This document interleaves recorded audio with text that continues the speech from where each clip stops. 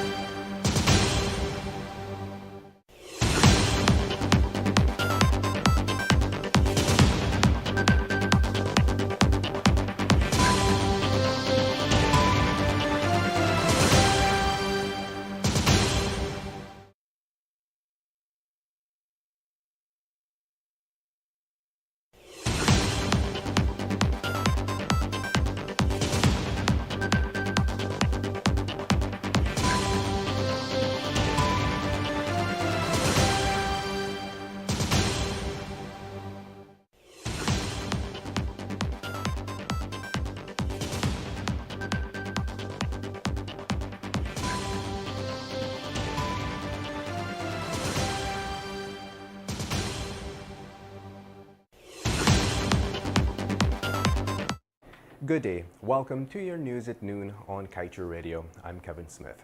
In your news today, the PPPC administration is proposing to have the power to conduct preliminary assessments of all costs to be recovered by the oil companies that will be awarded 14 oil blocks in the country's upcoming bid round. The details of this are outlined in the draft model production sharing agreements that will govern all deepwater and shallow water blocks going forward, except the Stabroek block. According to the draft documents, the government wants oil companies for future oil blocks to provide monthly, quarterly, and annual statements to the subject minister. When this is received, there will be an initial verification procedure. In this regard, the draft documents state that the government at each quarter will conduct a preliminary assessment as to which of the contractor's costs may qualify as recoverable. On receipt of the quarterly statements, the minister will also initially verify the qualification of the claimed costs as recoverable under the agreement, and if the amounts claimed as qualifying as recoverable are correct based on documentation made available at the contractor's offices in Guyana. Meanwhile, the Food and Agriculture Organization of the United Nations, in a summary report titled The CBOB Value Chain in Guyana, disclosed that while the country has existing fisheries management policies, their implementation is weak. Guyana's implementation of fisheries management policy weak, the department says, it lacks staff, technical and financial capacity. Now, a CBOB market vendor, that should be the FAO's report rather, was published in January of 2023 and is based on Fish for ACP, which is an initiative of the Organization of African, Caribbean and Pacific States to support sustainable fisheries and aquaculture development. The 5-year Value Chain Development Program is implemented by FAO with funding from the European Union and the German Federal Ministry for Economic Cooperation and Development. According to the report, the CBOB shrimp value chain in Guyana is one of 12 value chains competitively selected from over 70 proposals worldwide for support from the Fish for ACP program. It was explained that the summary report presents the outputs of design work completed during 2021 and early 2022 to conclude a functional analysis of the value chain, assess its sustainability and resilience, develop an upgrading strategy to which the Fish for ACP program will contribute, and plan for implementation from mid-2022. In other news, ESSO submitted an environmental impact assessment to the EPA to consider in granting a permit for its fifth oil project, Uaru, the largest offshore development to date. The project seeks to develop up to 300,000 barrels of oil per day in the resource-rich Stabroek Block, following the submission of the environmental impact assessment to the regulatory agency on January 8.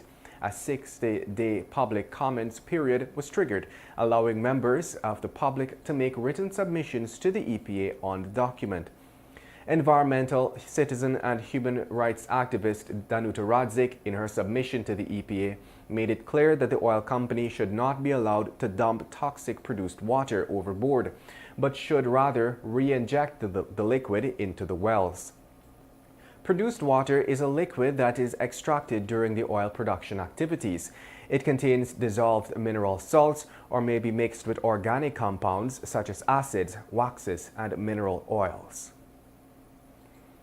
And with only 1 day left before the Environmental Assessment Board hosts a special hearing into the appeals made by citizens regarding a decision made by the EPA to exempt a 300-megawatt gas-fired power plant from a detailed impact assessment, environment and democracy advocate Simone Mangal-Joly has appealed to the President to rescind the appointments of the new board. In an open letter to the head of state, Mangal-Joly, in a second correspondence to the President on the issue, equated the decision to appoint the new Environmental Assessment Board members to the attempt made by the former administration to rig the 2020 elections. She was referring to the appointment of Dr. Mahendra Sharma, head of the Ghana Energy Agency, being approved by Cabinet to act as chairman of the board.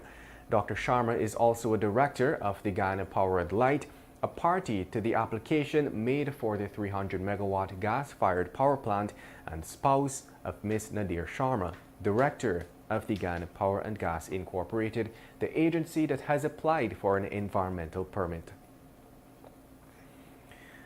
And now let's tell you, the New Amsterdam Hospital has started its transition from the old analog system of issuing films for X-rays to digital X-rays, the hospital CEO Dr. Bob Ramnath said on Thursday. Dr. Ramnath said some patients were concerned that the hospital was running out of X-ray films, but were pleasantly surprised when their digital images were transferred to their smartphones instead of being handed the large black film in an envelope. However, Dr. Ramnath said while there has been progress in digitizing the X-rays, the hospitals has not completely transitioned. You're listening to Kaieteur Radio, 99.1 and 99.5 FM. This is your news at noon. We'll return after the break.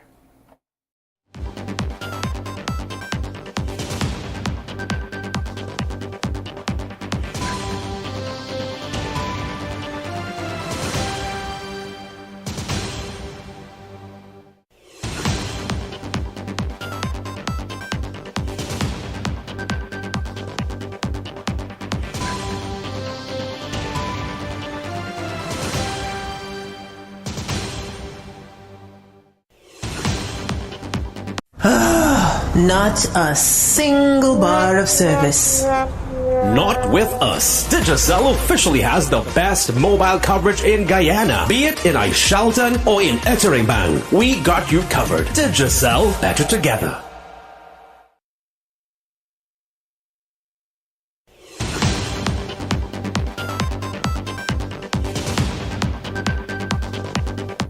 Welcome back. A West Bank taxi driver was on Friday busted by police at the Demerara Harbour Bridge with more than 1 pound of marijuana. Police identified him as a 33-year-old man of Potentia, West Bank, Demerara. He was reportedly busted around 10 hours 30 by a policeman on motorcycle patrol. According to police, they received information that he might be transporting narcotics. The patrol cop reportedly intercepted him at the western end of the Harbour Bridge. The patrol rank, accompanied by a senior rank, requested to search his car. And the Albertown man allegedly stabbed to death on Saturday reportedly named a close relative as his killer before dying. On Sunday, we reported that the dead man was identified as 23-year-old Eason Hamilton, a father of 3 and a construction worker of 4th Street, Albertown. He was stabbed to death by the relative after he had slapped her while she slept. Police did not confirm if this was what had transpired, but reported that he had named the relative as the one who had stabbed him around 6 hours 30 that day. According to police, the man implicated the relative as his killer to his aunt after he came out of his bedroom holding his abdomen. His aunt told police that she was in the kitchen of the dead man's home when Hamilton came out of his bedroom.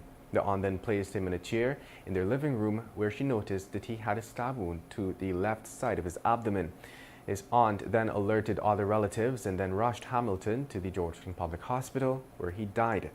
Police have recovered 2 knives from the home while they continue to interrogate the relative about the murder. And the AFC has raised concerns about the government's recent announcement that it has entered into a $34 million contract with a German company for the production and rollout of an electronic citizenship card that will consolidate the data of the holder into a digital format. The party said that while it takes note of the ideals and benefits of the digitized system, it is concerned that the manner in which the government is rolling out the project. According to the AFC, moving our paper-based systems in Guyana into the digital world of the 21st century is no easy feat and must be carefully thought out, planned and implemented. And in recognition of World Water Day 2023, GWI Sunday morning held a walkathon which started at the Seawall roundabout and ended at GWI's office on Blessingen Road. Minister within the Ministry of Housing and Water, Susan Rodriguez, Chief Executive Officer of GWI, Sheikh Baksh, and Deputy Representative of UNICEF Guyana and Suriname, Irfan Akhtar, participated in the walkathon exercise. The event was led by the Minister within the Ministry of Housing and Water, Susan Rodriguez. She emphasized that water is rapidly becoming one of the world's scarcest resources. She urged citizens to conserve and practice better water management. And at this point, we wrap things up with a little bluntness by turning the pages of today's Kaieteur News to page 7.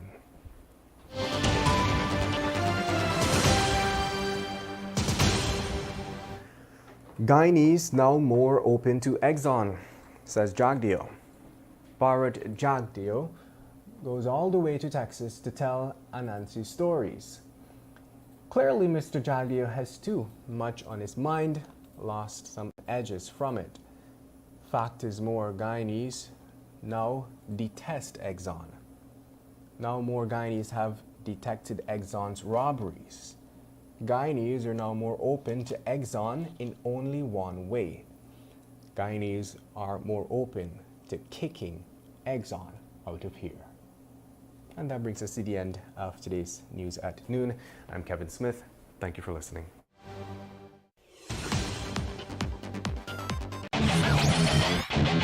Want value for your advertising dollar? Then place your ads on Kaieteur Radio's newscasts. Streamed live on 6 different mediums, reaching hundreds of thousands.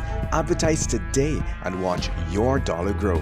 Call us on 225-8465 or 226-8210 today. Kaieteur Radio.